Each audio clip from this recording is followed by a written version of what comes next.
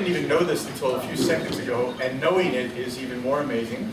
But first of all, I'd be always very happy to teach a class when any or ever person asks, hey, will you teach a class? I usually say yes if I can. But had I known that it was also going to be sponsored by the Rosenmans, and as the Yud K, Vav K, the 26th yard site of Ilana's father, whose name I have here as Avram ben Moshe.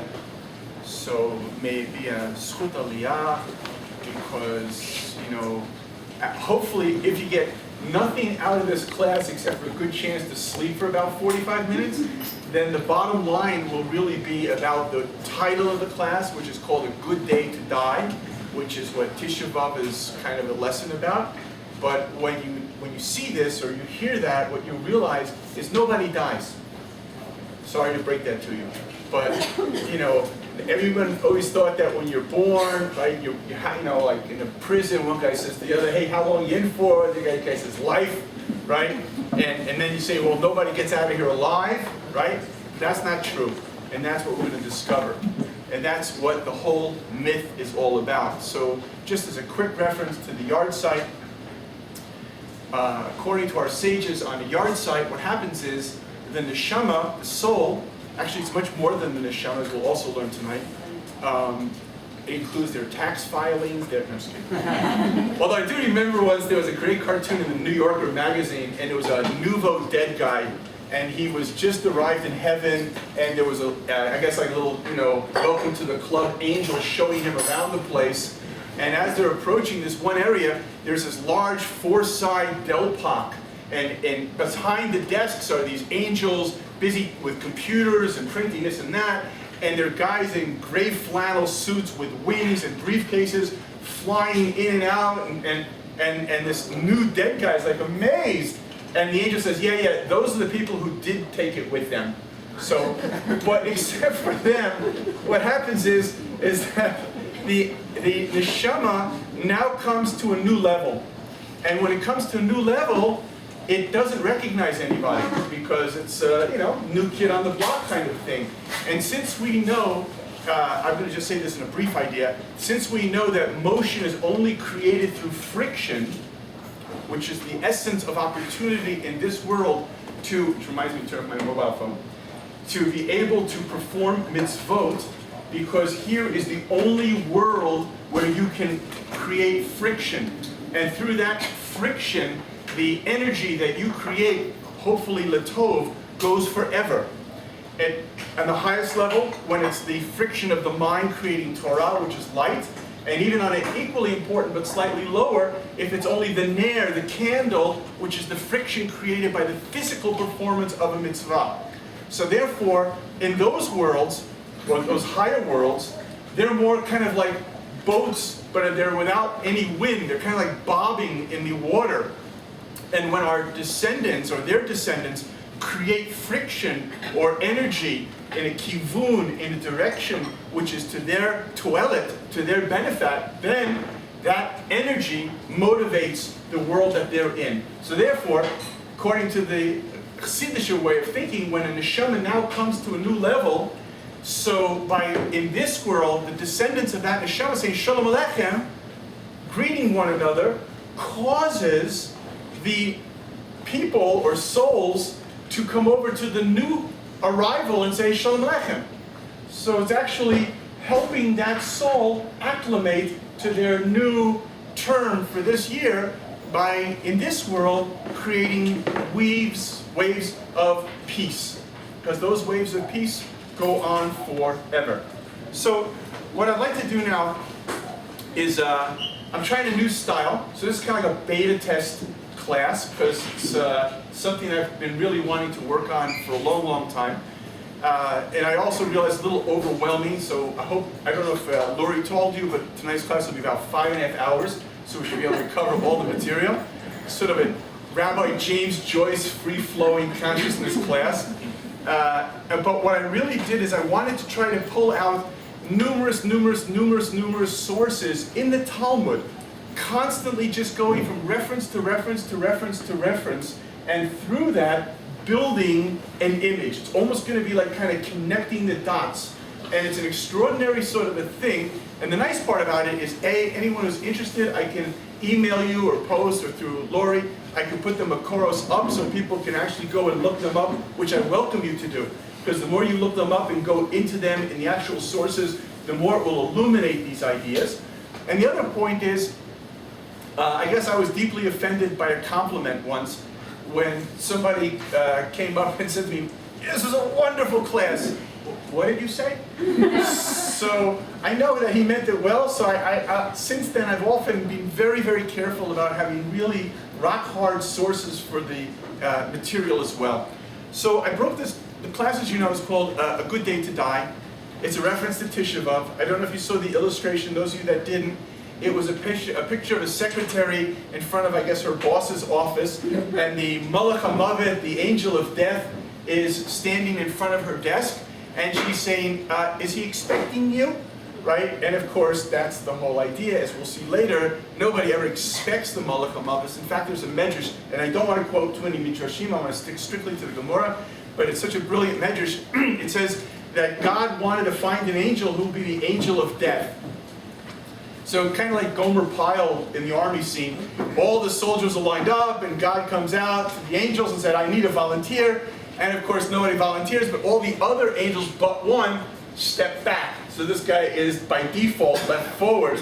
And so God says, "What's the problem? Why don't you want to be the angel of death?" And the angel says, "Are you kidding? Are you kidding? Be the one who brings all this death into the world?" And God says, "What are you talking about? No one's ever going to blame you. It was a car accident. It was a disease. It was a war. It was a..." When did you ever see front page of the newspaper, 25 people killed by the angel of death? She says, "What are you worried about? No one is ever going to blame you," right? And that's really something we need to learn about. We need to be able to go through the veil and understand what is really going on in this life of life and death, and what really is life and what really is death. Because in fact, death seemingly was plan B. God did not want there to be death, as we'll see in a few more minutes. It was only because Adam, given the two choices, opted for the choice of death. But death really only came about as a catalyst to cure arrogance. By making a person mortal, it would help them control, hopefully, it would help them control their ego. And by able to control their ego, by removing their vision of just themselves, they would hopefully be able to actually see HaKadosh Baruch Hu. They would begin to see God. And so therefore, since the challenge in this world is a kind of hide-and-go-seek looking for God, the challenge therefore is, how do we remove those obstacles in order to be able to say, Ze keli v'anvehu, I have found God. And so in that process that we live through, death becomes the ultimate myth. Death becomes the thing that in a way is the only thing that guarantees free will. There's an Orach Chaim, I won't quote many Rishonim either, I promise, but this one Orach Chaim is very applicable. The Orach Chaim asks a question, is there such a thing as accidental death? If God controls everything and everything is really divine and decreed, and is there such a thing as an accidental death? Well, to digress for a second, because this is a Gemara, so I'm allowed to quote it, even though it's not in the flow. One of my favorite all-time Gemaras is the story of a couple of bozo angels. Yes, there are bozo angels. And these bozo angels are part of the death dispatch squad. And, you know, they come up, they show up every day, you know, maybe a little overweight at this point. And they show up and they come over to like the dispatch office and, okay, here's today's dispatch. Go pick up Martha in the town of Bidi Badi Bidi Boo. And maybe because they're like out there in the kibbutzim fooling around, they don't pay careful attention. But when they come back with Martha, like the squadron angel says, yo, who's this? Yeah, what are you talking about? It says Martha. No, that's the wrong Martha. And now this whole pandemonium breaks out in heaven. Oh my gosh, you bozos, you brought back the wrong woman. And what's the Gemara concerned about? Well, what do we do with the extra years that she was supposed to live? I mean, where do we hide them? You know, like we need a good accountant who can sort of lose them in the numbers, right? But like, what else? We can't give them back to her, she's dead. You can't just suddenly give it up to somebody else and they're like, I feel young again, right? So what do they do with these extra years? It's like, and this is a big dilemma, and it's really dealt with like every sugya in the Gemara. It's dealt with seriously. So you have this situation, therefore, when you are asking if God is controlling everything. Could there be an accident? Could there be something which isn't supposed to happen? Of course, the real answer is maybe. Right? Because it's the yes and it's the no of the Jewish, answer to everything. It's the yes, there can be, but only in our framework as we understand this world, and no, because of course not. God knows everything. So that really resolves it well. So, but the point of it being is that when we think about this concept of if there's an accidental death, really what we're trying to say on one level is there really is not. The only thing that could appear in the accident is potentially the circumstance, but not really what's going on. So I broke the class down into a few compartments. The first section is going to be called What is Death and What Happens? Unfortunately, because I'm supposed to be a rabbi, I have to control my language, otherwise I would have used other language for that title. Like, what the? Okay. Then, the next section is called, actually, Who is the Angel of Death? And the next section is then called, So then do holy people die? And then the last section, which I thought might be like, I'm telling you this now to keep you awake, because this is probably the part you want to hear, is, can a person avoid dying? Okay. I'm just going to end on the practical note. So the question is like this. The Gemara in Avodah Zarah starts off by saying, the greatest goodness is a world without death. That's an important point. Because obviously, there's death all over this world. We see it all the time. Some of our very dear friends, our family. I mean, don't have to go through the list. But we should know that from the point of view of a Kodesh Baruch Hu and the purpose of this creation, there would be nothing nicer than a world without death. And that, which is the epitome, I'm using in quotes, death, like I guess it doesn't really work on the quotes, that which is the epitome of death is symbolized always in the destructive nature of Tisha B'Av, which is the correlation that we're going to make tonight. And something we all know about Tisha B'Av is that somehow inside Tisha B'Av is this magical myth of a future perfect world. From hell itself emerges heaven. From inside the most devastating world of what all that has happened in the holocausts of our history connected to a Tisha B'Av, somehow in that very ash, Mashiach is born. Somehow from there, the third and final forever Beit HaMikdash comes to life. So what is it that creates this Jewish phoenix of something that comes from the ashes that will live forever? And once we understand what the kernel of that is, this will explain to us the kernel of everything that's associated with death. And the way to do it is by understanding Sof Maseh Machshavat Tchila. When we know the end game, we can work it all backwards retroactively. So if we understand that the end game is that Jews do not believe in yin-yang. Yin-yang is only a certain harmony that may appear at a moment in our world right now, that there's a kind of an equilibrium of two opposites. But from a Jewish perspective, ultimately there's only the goodness. Ultimately there's only life, because ultimately there's only God. So therefore, even when we see a world of good and bad, that's only the now. But in the greater now, with a capital N, there's only the good. And even the now of the darkness is really, as the Zohar refers to it, hidden light. There's no such thing as darkness. It's only light which we cannot see. It's tuma is from the word atum. It's tuma, impurity, means because that which is really pure inside of it, as the Lubavitcher Rebbe's pshat in Mitoch Shelo Lishma Bo Lishma, which most people learn, or first to translate, from performance of good deeds in the improper way will ultimately lead to proper performance of a sincere way. So therefore they look at that Maimer Chazal as a chronological event, that somebody who begins for the wrong reasons ultimately will come to the right reasons. The Lubavitcher Rebbe says, no, that's not at all what it means. It means mitoch, that even at the moment of the wrong reason, inside is embedded the right reason. It's trapped. It's atum. It's tameh. It blocks the tahara, the life of what really is innate inside of it. So the Gemara in Krisis tells us that therefore death comes along to actually heal. In fact, to go back to our story of the angel who didn't want to be the angel of death, there's the famous story of Rabbi Yeshua ben Levi. When I say the story, I'm always referring to Gemaras, by the way, at this point on.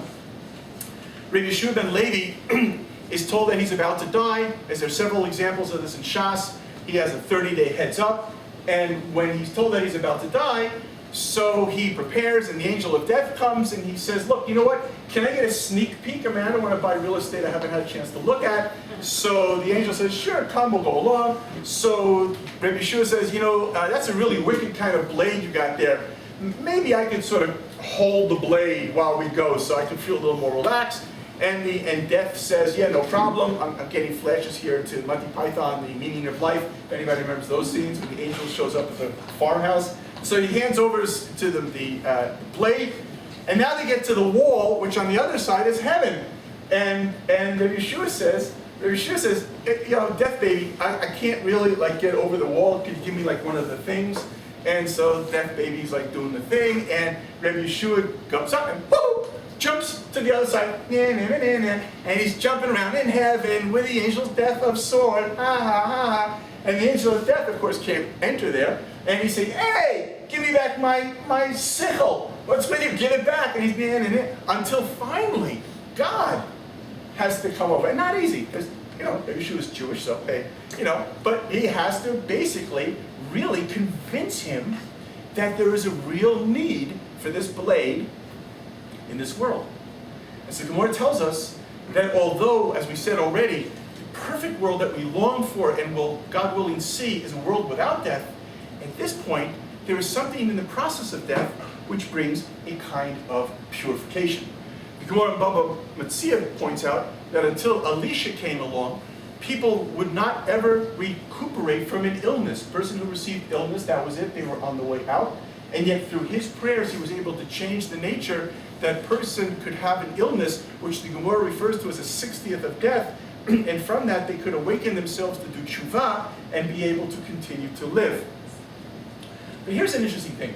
I want to just digress for a minute to make everyone in this room, including me, and those people out there in video land, feel really embarrassed. Just by show of hands, that's already embarrassing, but how many people here have ever davened? Okay, that's way fun. I'm glad you're not panning. Okay, but let's imagine you did. So let's be really orthodox, and let's imagine you did 3 times a day. Okay, so I need somebody who's like into numbers. So if you got guys davening 3 times a day, 7 times a week, 4 times for 4 weeks for a month, times 12, what's the rough number of how many davenings do you get there in a year? 365? What?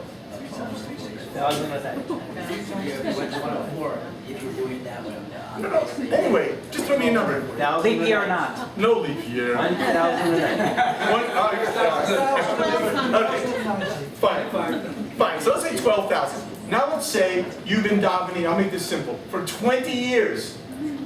So how many times have you davened in 20 years? In a row? I said ultra-orthodox. $250,000. $250,000 davening. Okay, fine.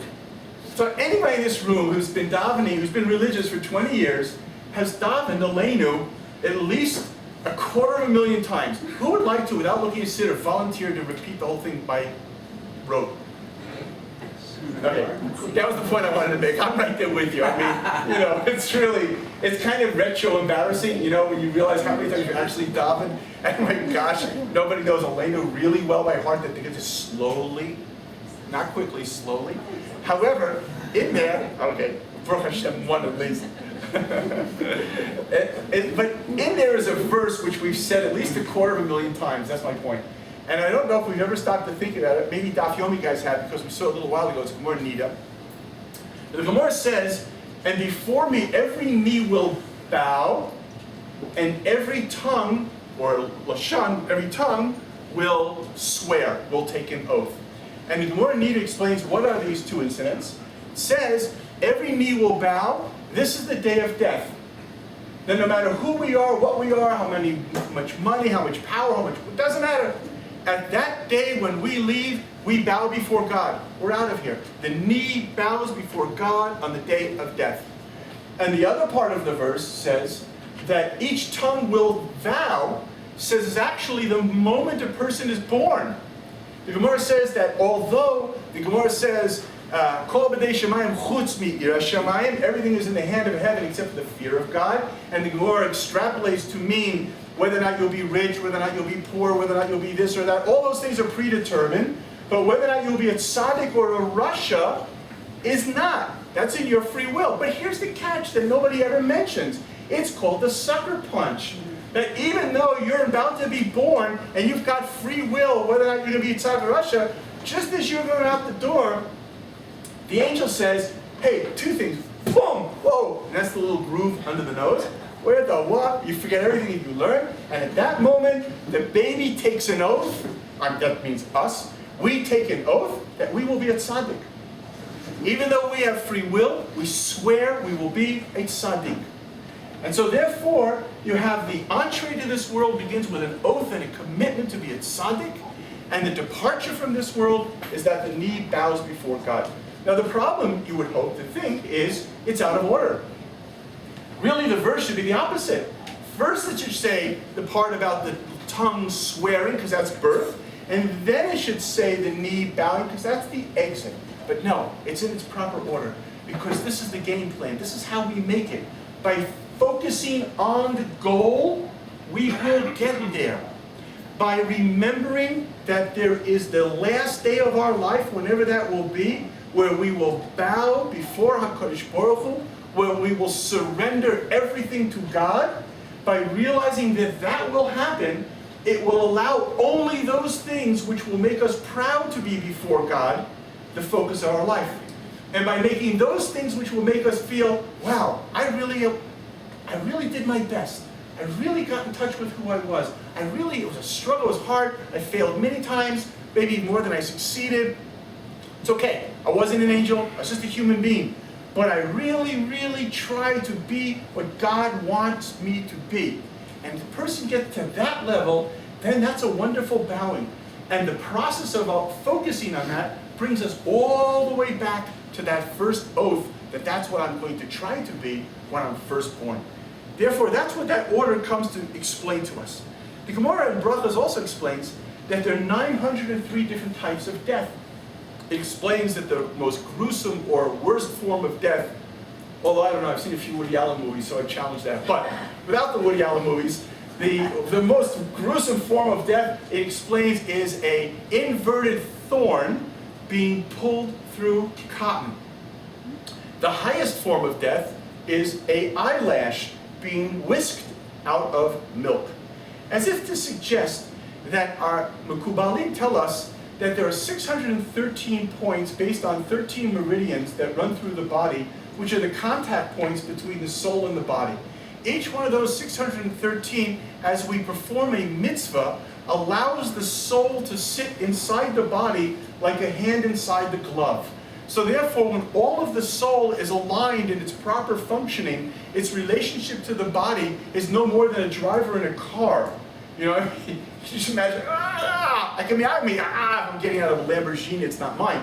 But most people get out of the car, right? So most people, like, really, in a way, you think about it, I mean, ideally, death would be like a Pez candy dispenser.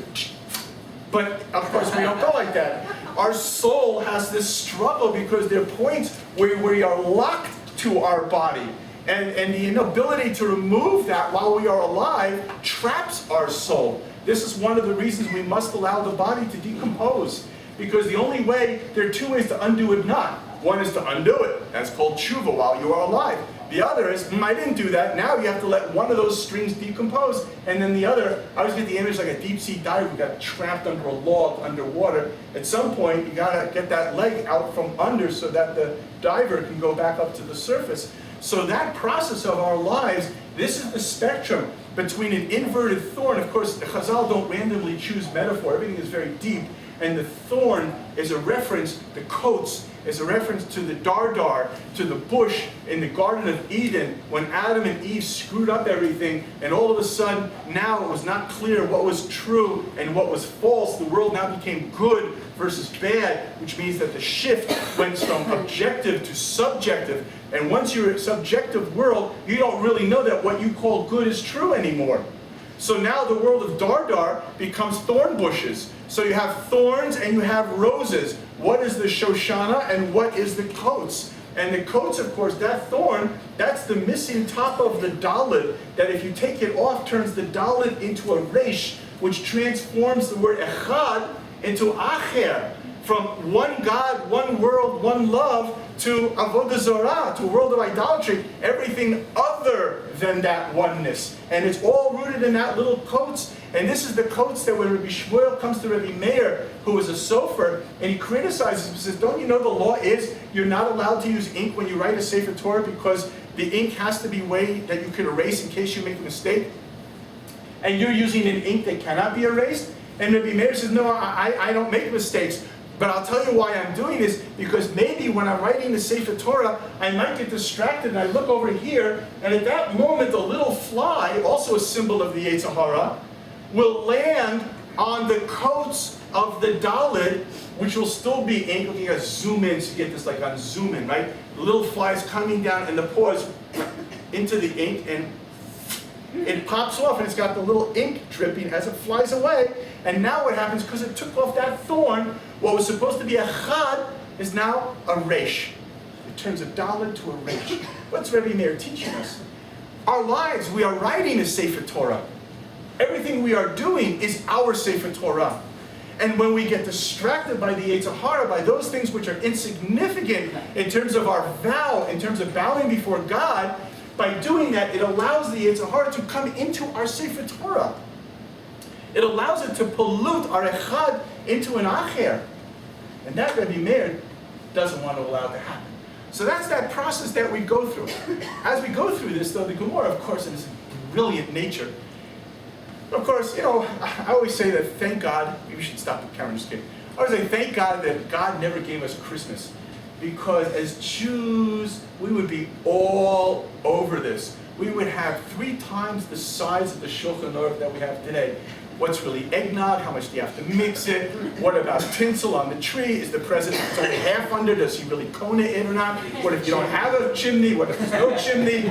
You know, how many we would just go, what's called blinking. We would just go out of our mind dealing with this. But because that's who we are. We're not religious people. We're scientists. We're engineers. When the Gemara says, where's the end of the universe? We already got like our tape measure out. So when the Gemara discusses this idea of death, we take it seriously. So what do? We do a seker. We do a poll. We do an interview. And in fact, the Gemara in Bava Metzia talks about rabbis who go out and they interview dead people. Excuse me, sir. Just for 1 minute, please. I know you're busy. But can I just ask you, okay, so they take an interview. And guess what? The Gemara publishes the results. The Gemara Bava Metzia says that what is the cause of most death in the world? According to Rav, the evil eye. According to Shmuel, wind. According to Reb Chanina, cold. According to Reb Yossi, body flow. According to Reb Eliezer, the gallbladder. All interesting. And of course, as I say, if you want the sources, I'll give them all to you. I invite you to drill down, but at least let's take a look at like that. But of course, problem with this is, okay, fine, the Gemara has an interview and so on, but everybody, including myself, always asks the famous sarcastic question, yeah, but did anybody ever come back and tell us what it was like? Yes, of course. And of course, that Gemara is also in Archim. Oh, wait, excuse me, what's that? Psachim Daf Nun, which is also very appropriate, but we're not going into that now. Psachim Daf Nun. So Rabbi Yosef's son, Rabbi Shua ben Levi, he dies, although there's a girsa on the side, but there's another source with the same Gemara, and they don't change the girsa, so clearly he dies, and he comes back to life. And I don't think that Dr. Moody was there to interview him, but his father was there. So he dies, he comes back, and his father asks him, what was it like? Obviously, you know, I'm sure that was after, hey, you okay? But after they did all that, he asked him, what was it like? And his son says to him, says a very interesting thing. all the insignificant people in this world were very significant in the next world. All the downtrodden people who had very, very hard lives were not really considered cool or in or whatever. These are the ones that were held in great esteem by God. And all of the machers in this world wouldn't want to be them in the next world. Now the next question is really interesting. He says, what were we like? Now think about how insane this question is. How can you ask somebody who's not dead, what were we like in the world to come? Like, hello, I'm not dead. Again, getting Monty Python flashes, this time Holy Grail. He's not dead yet. Ding, now he isn't. Okay. So how do you have the situation where, how can you answer that? How can you answer, what were we like in that next world after we died? And yet, guess what? He answers it. And he says a brilliant answer. He says, exactly as we are in this world. In other words, it's not that it's a merely time chronological event, because the concept of time is only a facet of creation, right? By God, there's only now, right? Yud-K, Vav-K is, was, will be. It's all now. I always think of it like, if you remember in theater, you have the rotating stage. So God's sitting up on top of it, seeing all parts of the stage at the same time. As the audience, we're only watching from that particular part of the stage which is rotated out to face us. But by God, it's all now. I'll just take this to a little crazy place for a minute, though. If you think about that, then the whole concept of reincarnation also doesn't have to be embedded in a chronological line. Because really in reincarnation, the function of a reincarnation is to opportune the soul to be in a new situation where they can rectify whatever they didn't get right the last time. So we always assume, watch, guy lives, dies, judged, reborn, new life. Maybe.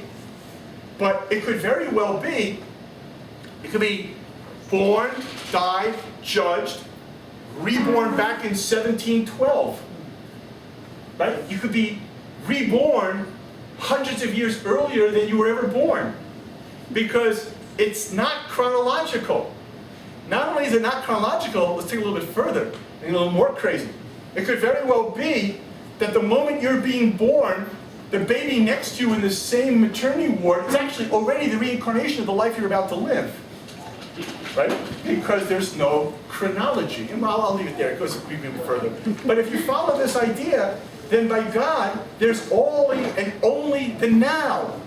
So therefore, what the Rebbe was telling his father is that as we really are, Tocha Koboro, as we really are now, that's how we will always be. When a person is really who they are, they will forever be who they are. Although the Gemara brings the classical line in Yonah, it says we are born naked and we die naked. Born alone, died alone. Except, of course, I always think about somebody once. Unfortunately, if you've ever been to the funeral home in right near Tenuva, I forgot the name of it. Shamgar, right? If you've ever been there, so they have a big sign on the quote there that nobody takes their possessions to the next world. And I know there have been many times people wanted to sneak up there and write except Korach, because like maybe he did. But for the rest of us, we are born alone, we die alone, we're born naked, we die naked. But yet the Gemara Nida, which also points out an interesting thing, it says that the Gemara Kedushin says there are three partners in a child.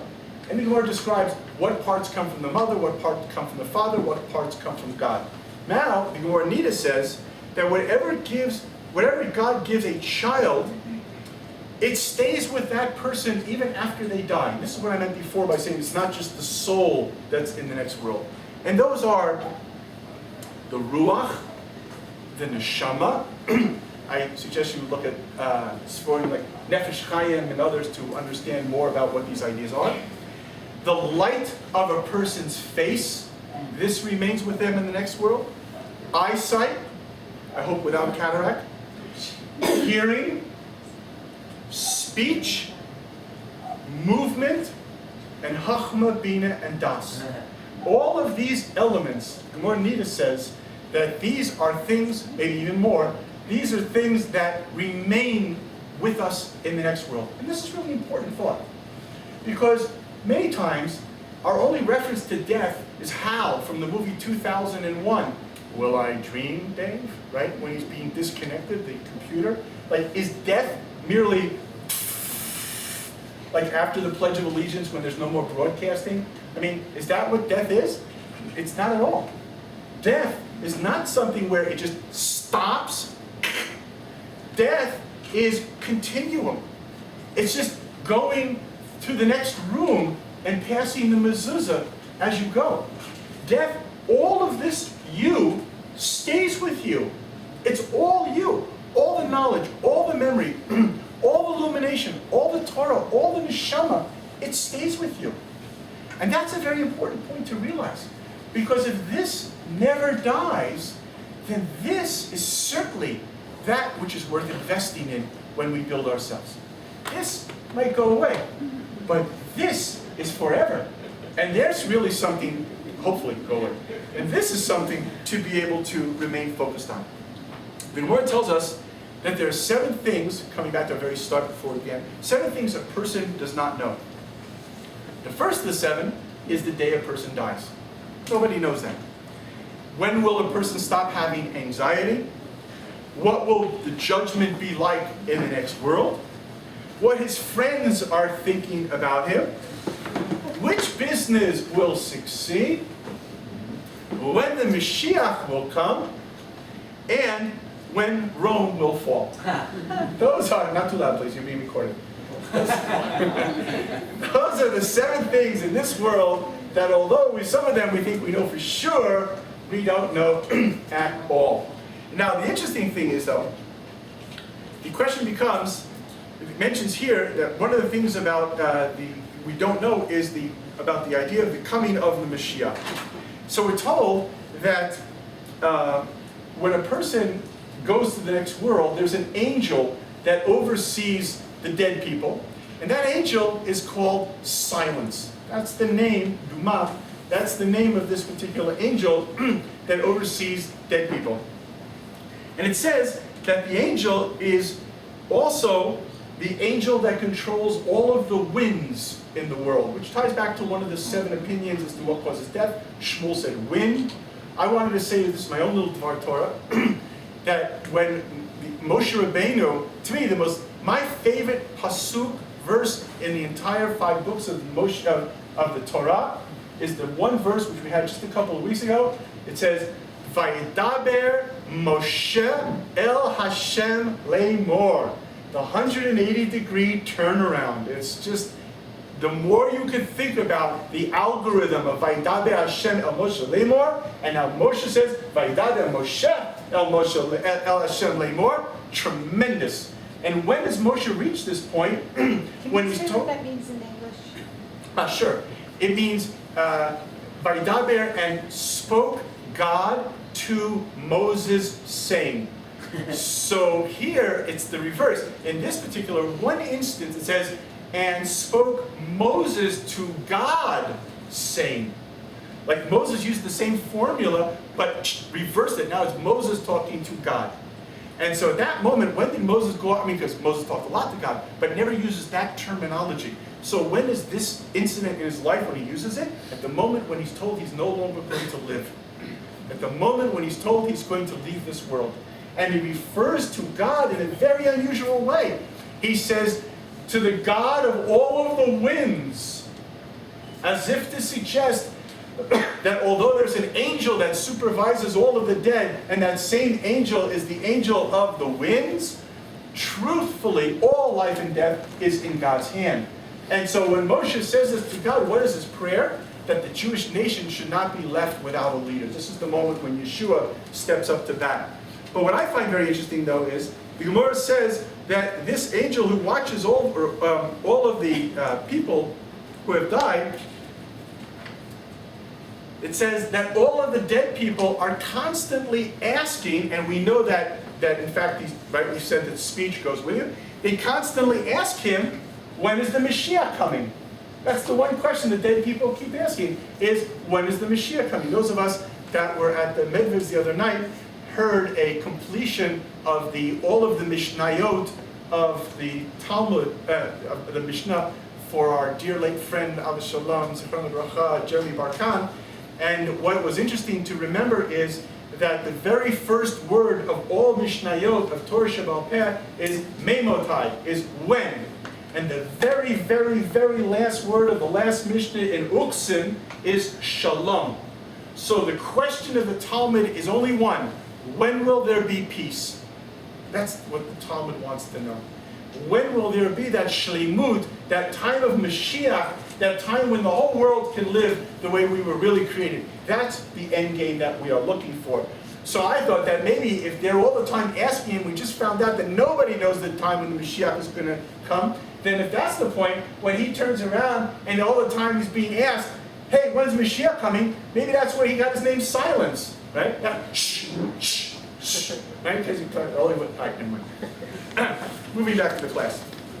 The question becomes, Gemara in Brachas asks, on Daf 18, it asks, do the dead people know what the living are doing?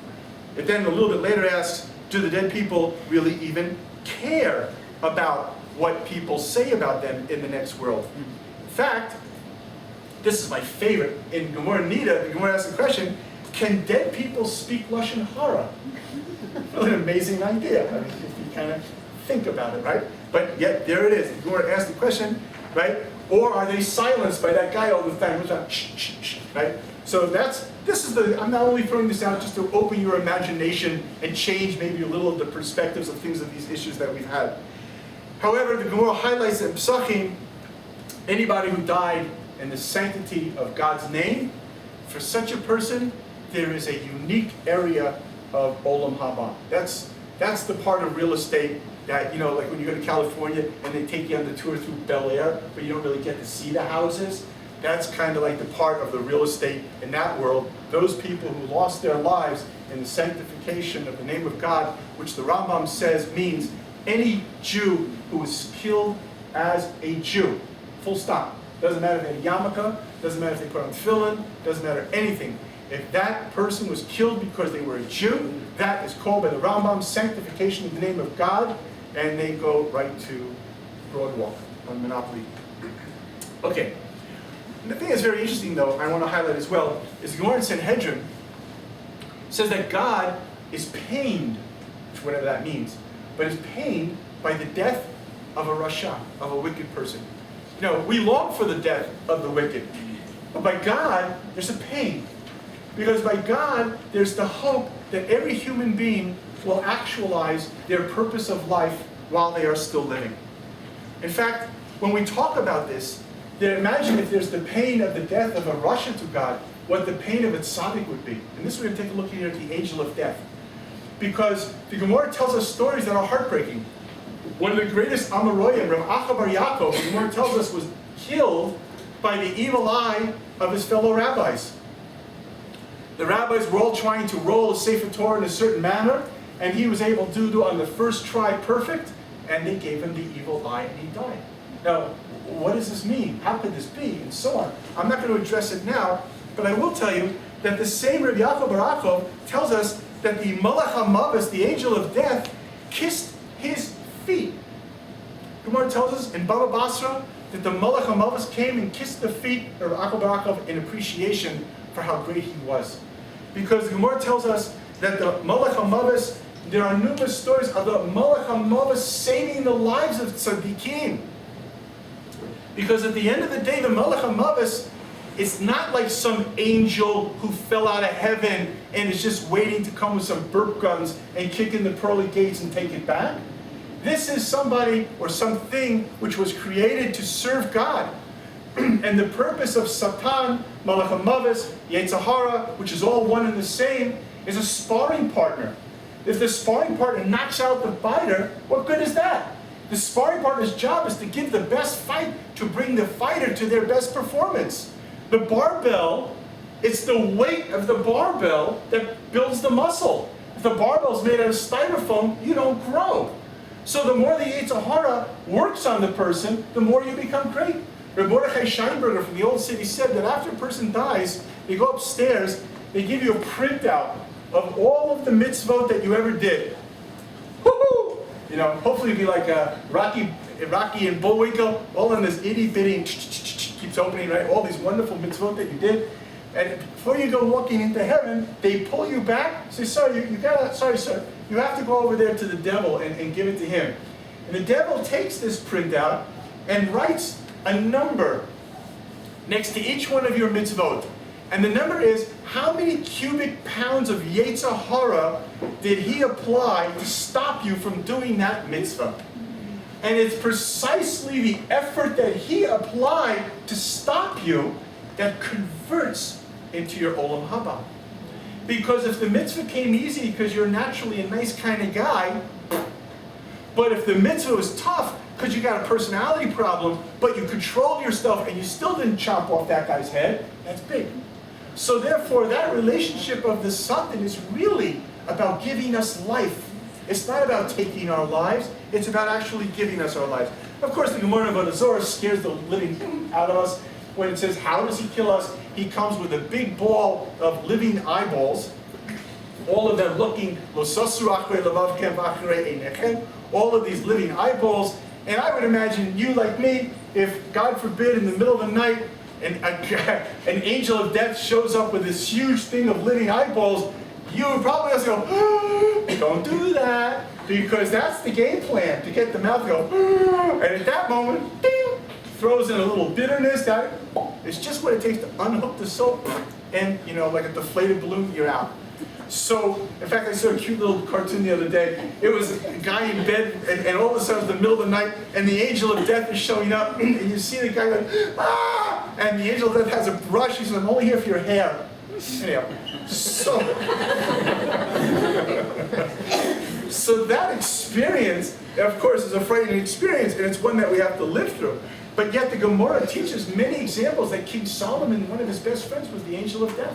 In fact, it tells us the story that one day King Solomon sees the angel of death really bummed out, says, yo, death baby, what's happening? And he says, there are these two guys I got to kill, and I can't. And he says, why not? Because the Gemara goes to the whole thing that location, right? Real estate, location.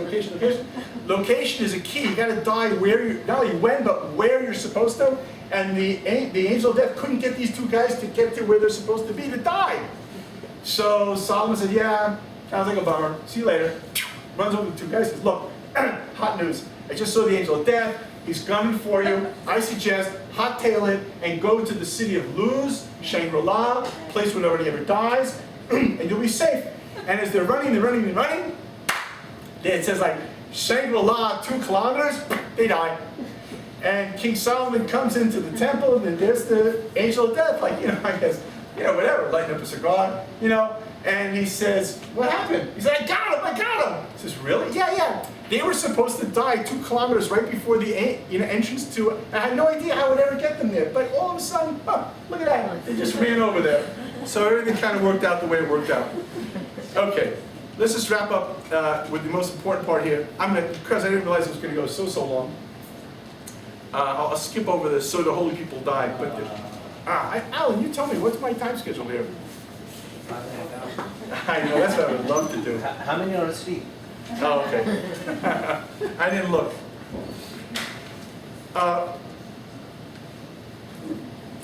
Okay.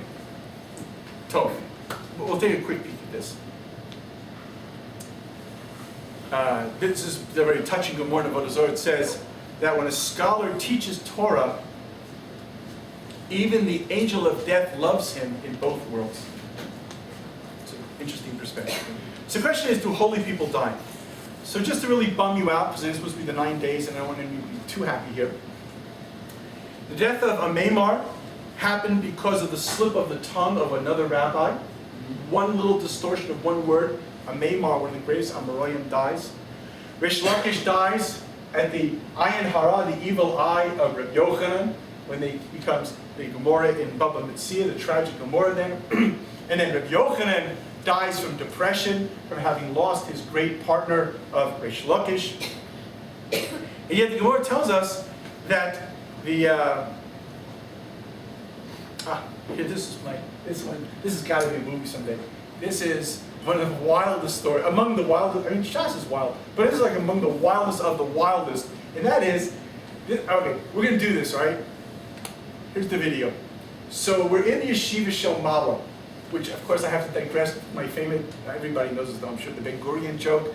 Ben Gurion's about to die, and the angels bring him up to heaven, and God says, look, you didn't exactly build the land the way I had in mind, but at the end of the day, you built it, bravo, you know, you're coming up here soon, you have your choice of heaven or hell. So he says, fine, show me around.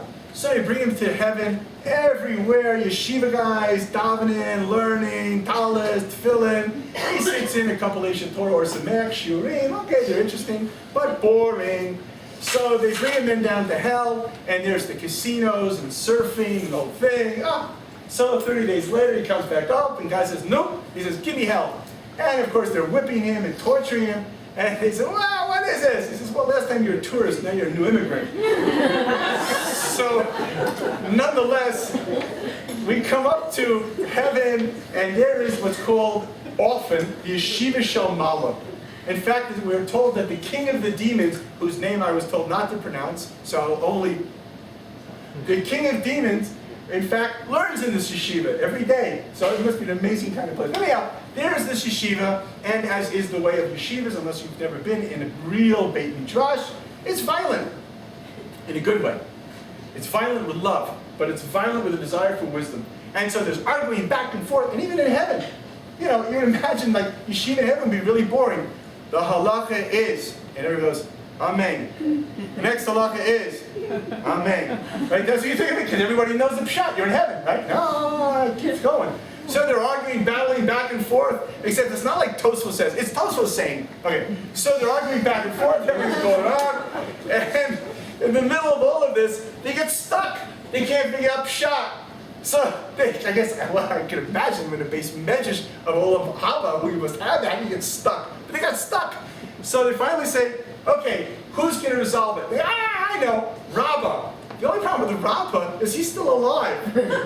Insignificant. We need to know the pshat. Go get Rabbah. And then the Gemara cuts to Rabbah in his normal life, suddenly running from guys with arrows and knives and all kinds of things until he's dead. But so it's like if you did the split screen, coming back to the start of our class, there's the way we see it. Oh my gosh, here come the Persians and he's running for his life, and up here it's, we need Rabbah, quick, we need the answer, Rabbah's dead. Hey, what did Tosfos mean when he meant that basically, right? So that's what's really going on. It's not just what we see here, it's what's really going on. It's in a world of no death. It's in a world of only truth. It's in a world of real revelation. And so therefore our sages tell us that the tzaddikim become greater even after they die than when they are alive. And in fact they tell us that the tzaddikim are alive even after they're dead, whereas the wicked people are dead even while they are alive, because they're not living. To be alive, you have to live. And so therefore that relationship of the do holy people die? No. Holy people do not die. Holy people go through transition into another stage of existence. In fact, even in this world, this occurs. The Gemara tells us that when you quote somebody's Torah who died, their lips actually move in the grave. And to take this further, again, I'm throwing this into my all-time most amazing Gemara scenario, but there were the servants of Rabbi Nachman, who was one of the great Amoraim, and they were out working the field, and they were plowing the field. And all of a sudden, when they stuck the pitchfork into the ground, they heard from inside the ground, ouch! It's like, what? Ouch! Do that again, man, I'm coming out there. What? And say, woo! You know, like you just see like the woo! And they go get Reb Nachman, Reb Nachman comes running, and Reb Nachman, is there, hello, anybody, yeah, in there? And of course, I don't know this gentleman's name, but he lived about 200 years earlier. Yeah, I'm Rabbi so-and-so and so-and-so. Well, really? What are you doing in there? So what do you think I'm doing here? I'm dead. Well, if you're dead, like, maybe you'd like to come out? And he says, who am I talking to? Who, are you calling yourself a rabbi? Don't you know that we're not allowed to come out here until God says, dee-dee-dee-dee-dee-dee-dee? We have to stay in here. And then they go between the little voice coming out of the earth and Reb Nachman, this whole halakhic debate, where basically this guy down here is mopping the floor with Reb Nachman. So there's an amazing story that just because he's lying on the ground, not only can the lips move, but but he's not even dead. But he has to be there because God said, be dead. Right? There's a decree called be dead, because otherwise, how could you be dead unless God decreed it? So God decreed, stay there, because this is the way I need to run the world at this moment. And to take it even further, the Gemara says that the son of Rabbi Shimon bar Yochai, Rabbi Eliezer, when he died, he was put for 18 to 22 years in the attic of his house. And people would come outside the attic in the street, and they would call up shelot, questions to him, and he would yell back down the answers. Until finally, Rabbi Shimon bar Yochai had to appear in a dream to the rabbi and said, do me a favor, what is this? Will you give my son a burial, please? But why? He's not dead. Because that's what he is. Everyone calls him dead, even though he's still answering shaylos and tshuvas. And even Rabbi Yehuda himself, Rabbi Yehuda Nasi, Rabbi after he died, came back and made kiddush every Friday night for his house. Until through a certain incident, the story got out, didn't look good, and so he had to stop. Of course, I believe those stories, but we're having a little problems a little bit later, like more towards our generation. I don't want to mention any names, but there's a story about this particular Rebbe who his father died many, many years ago, and he calls him up to the Torah. And this rabbi actually stands in here. This is the rabbi. Baruch Shemo. Amen. Like answering to the brachas. You know what? Listen, I'll go there. But when they give the Rebbe Hagba, then I'm in. But in the meantime, this is Rabbi Yehuda Nasi, that I believe. Rabbi Yehuda Nasi coming and making kiddush every Friday night. Why not? So when I'm dead, big deal. It's Friday night, I make kiddush. Where's my cup? So these are the stories that the Talmud come to teach us, because they come to enrich us who our family is. This is our history. These are our people. This is our DNA. Although I always love Rav Nachman Kahana always says that Jewish DNA stands for Dafka Nishta Zoy. That's also our DNA. But the nature of our DNA is that we have to understand that we have this eternal life inside of us. And the more that we can connect with that, and the more that we can become one with that, the more that we are able to live forever. And let's take a look at the last section. Can a person avoid dying? So the Gemara Sanhedrin says a very interesting thing. The Gemara Sanhedrin says that when the court kills somebody, or use one as the Arba Mita Besdin, one of the 4 forms of death, when they use that, the Gemara says that they are only killing somebody who has already killed themselves. In other words, the person has already killed themselves with their own sin, and now the Bet Din is merely carrying out a formality. But now to jump to the other side, let's look at this. The Gemara Baba Basra says there are 7 people who the worms and the maggots, the little things that are supposed to eat up the body afterwards, have no effect in the grave. Avram, Yitzchak, Yaakov, Moshe, Aaron, Miriam, and Binyamin.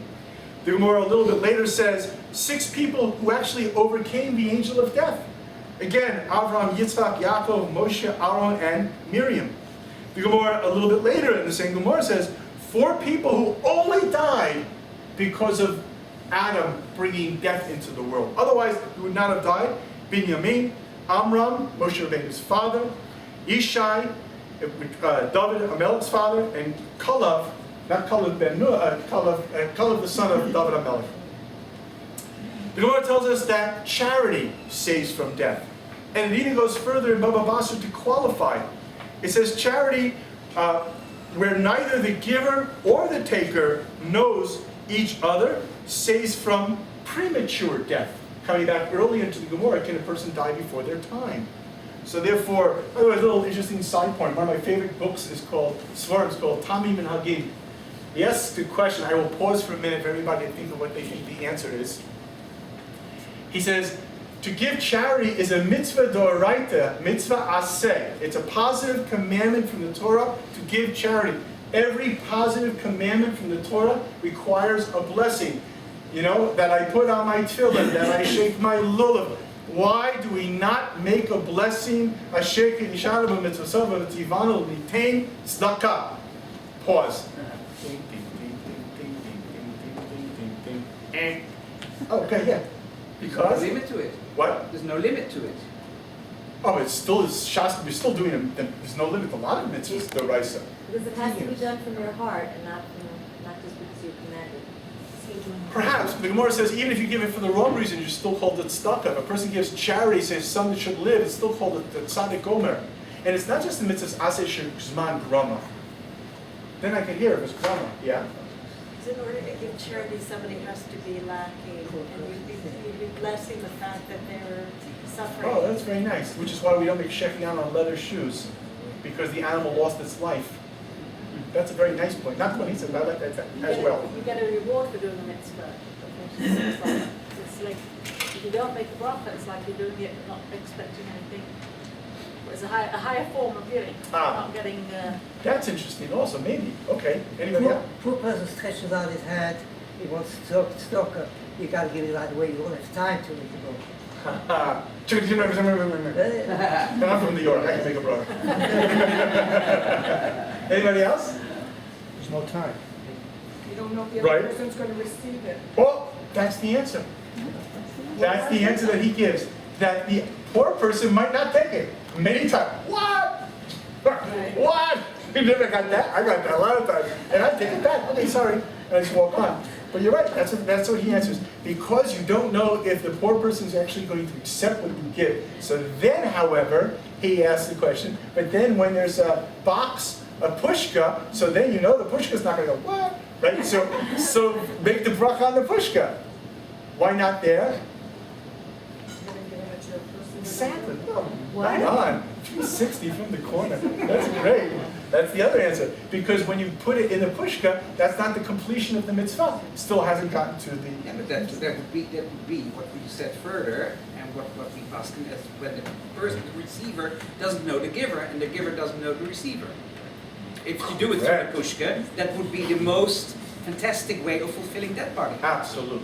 You're correct. And in fact, the Gemara talks other stories where and even that wasn't as high. I was thinking a story where he cut the hole in his jacket so the coins would fall out from behind him. Right, but then they knew we gave it. Right. And the mitzvah of giving tzedakah is the giving. I want to give, and I'm taking out that money, and I want to get rid of it. It's if the other person doesn't want to take it, that's his problem. That's not my problem. Are you Jewish? No, it is. I agree. But he has a different opinion that there has to be, the Sfat Emes learns that it's Yud K Vav K, because the coin is the Yud, and the hand is the Hey, and the arm is the Vav, and the other hand is the Hey. Brings godliness into the world. So anyhow, but that's good like that. That was great. Okay, so I just want to come back here. But so therefore, the Gemara talks about the power of tzedakah and saving lives. The Gemara in Baba Basra also talks about a person who added 22 years to his life because he used to feed the poor. Okay, hard to know what if a person doesn't know when they're going to die. How do you know you got added on 22 years? But this is when the Gemara tells us that we probably have a better perspective. So, how does a person really know that they're going to live? How does a person really know that they have acquired this? And this is where we get into the adult version of the class. I kind of saved this so that way everybody's going to wake up. And I also looked around the room, and I'm pretty sure everybody here is over 18. So now that I got your interest, I can quickly clear up Amen. Yeah. Coffee. Thank you. Oh, some cup. So the Gemara says, if a person sees themselves having sex with a married woman in a dream, and of course quickly qualifies, not a married woman that you know, but if a person sees that, it means the person's going to heaven. Now, why? Exactly. Where does that come from? That's not today's class, but next week. Exactly. I hope he learns Next week win us money. That's why next week, exactly. That is only applicable to me. We gotta stay with the script. Anyhow, but what it does remind me of, though, is another Gemara, which is an incredible Gemara, and that is a man who has a profession. I don't know if he actually had a CV or not, but he was a connoisseur of prostitutes. Well, everybody's got to do something. So this is what he did.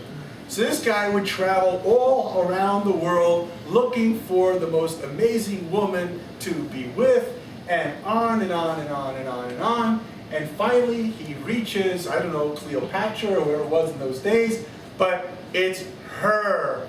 And when he is with her in this moment, a voice comes out of heaven, and it says, just as this experience has passed from your body, so your soul has passed from your body, and you will never have anything in the world to come.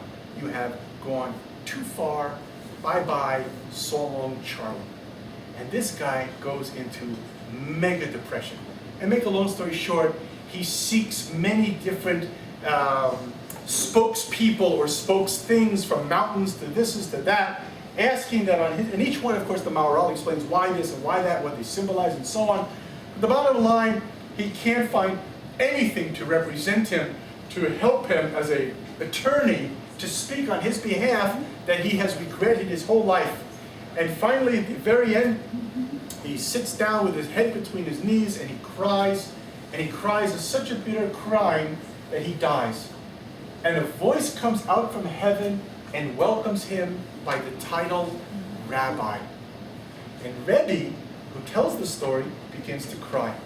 And he says, look, you can spend your whole life trying to become a rabbi. And Rebbe did it, because in fact, we don't even remember his name, right? We just call him Rebbe. But here, this gentleman tried his whole life not to be a rabbi. And yet, in one last second, he was able to be greeted in the world to come as rabbi. Which teaches us an amazing thing. It teaches us how powerful life is. It teaches us never be a prisoner of your past. No matter what you have done, it does not own you. You own it. You determine your future. You take hold of your life. You can become you. And that's the only thing there is to become, is you. Everything else is make-believe. Why weren't you Zusha? That's all it's about. And so therefore, what does it really mean, death? Death is only about that which we are not. That which dies is that which was never alive.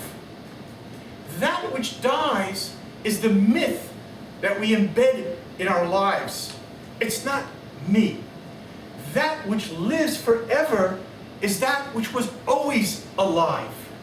But the problem is, it became mu'urav. It became mixed. It became knotted. The inability to release the soul and put the soul next to the body rather than inside of the body. To be able to have the soul and the light of the face and the Chachma Bina Das and all of those other components which God embedded with us and which will remain with us forever. To lose touch with that, that is what death is really all about. And this is taught to us by the last Gemara I'm going to use tonight, which is the Gemara Tainus. Everybody knows this Gemara. And I'm going to end it with a little chidush. I hope it works, but this is kind of like a homegrown. Gemara says, Yaakov Lomet. Jacob did not die, or does not die, or is not dead. And we are Jacob. We are Bnei Israel. This is who we are.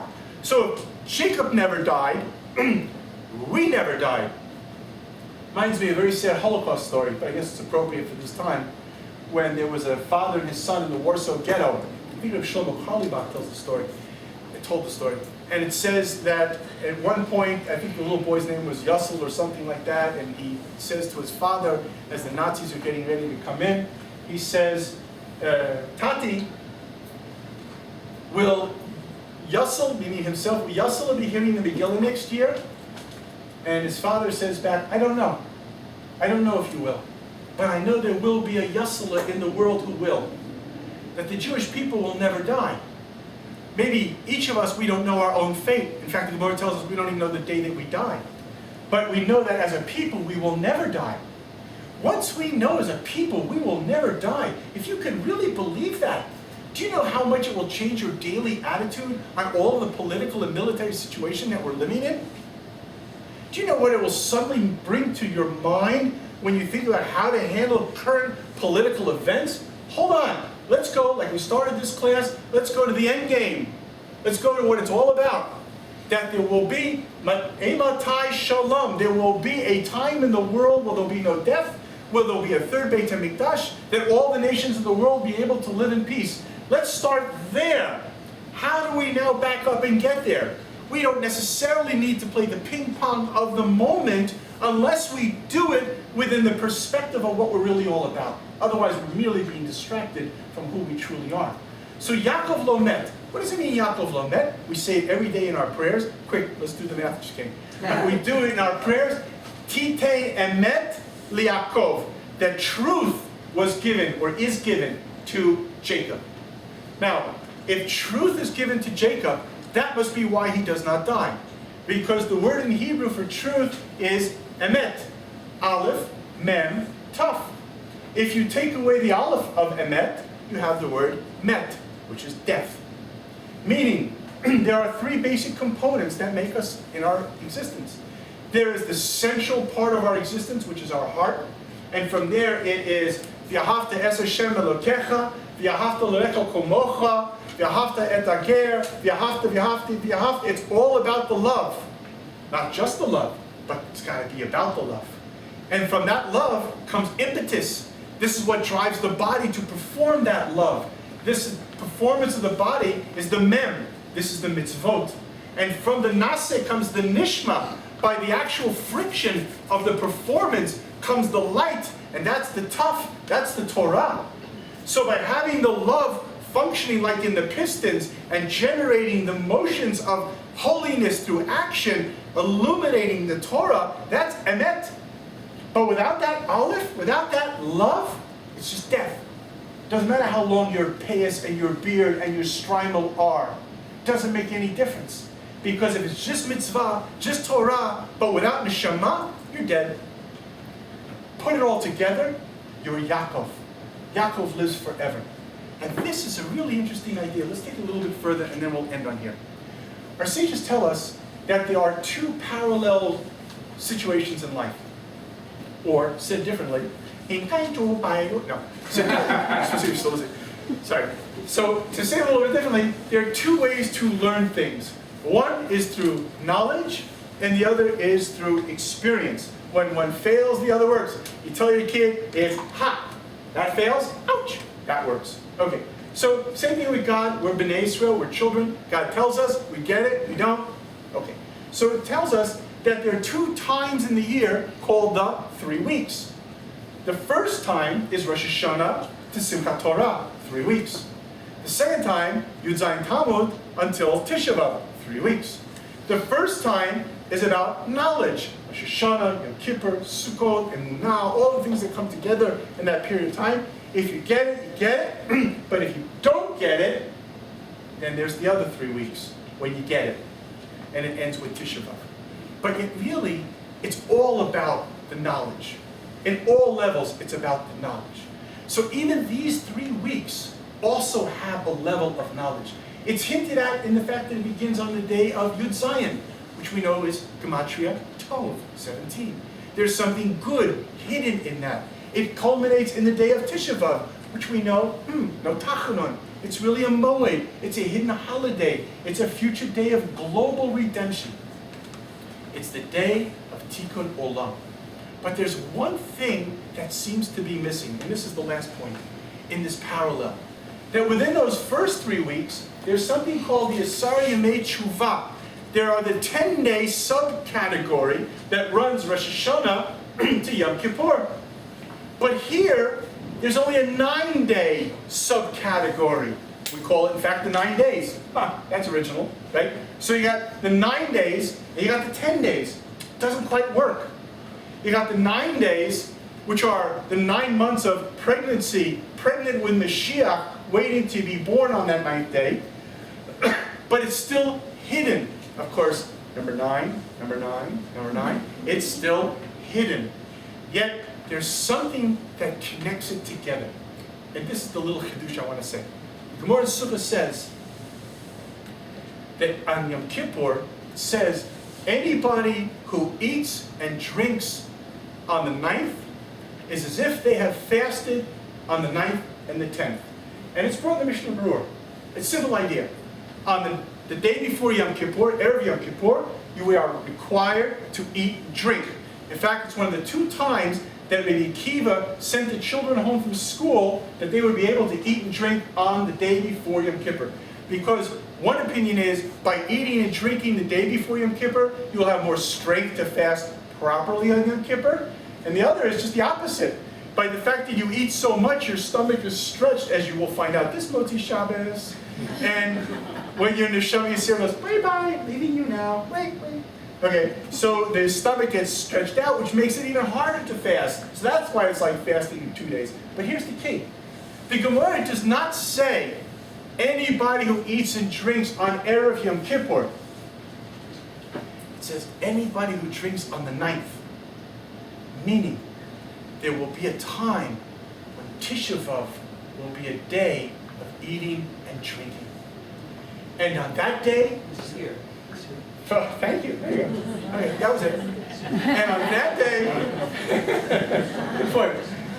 And on that day, forever, when we will eat and drink on a Tisha B'Av, we will reach on a global level of tikkun what we now reach as an individual level of tikkun on the 10th day of Yom Kippur. That at that point, it will be not just merely what we can achieve now as individuals on Yom Kippur, but it will be as if we fasted on the 9th and the 10th, means that the day of the 9th of Tisha B'Av will have gotten to the point of elevation where we will see the world when we ask when, and we will have our answer, Shalom Akshav.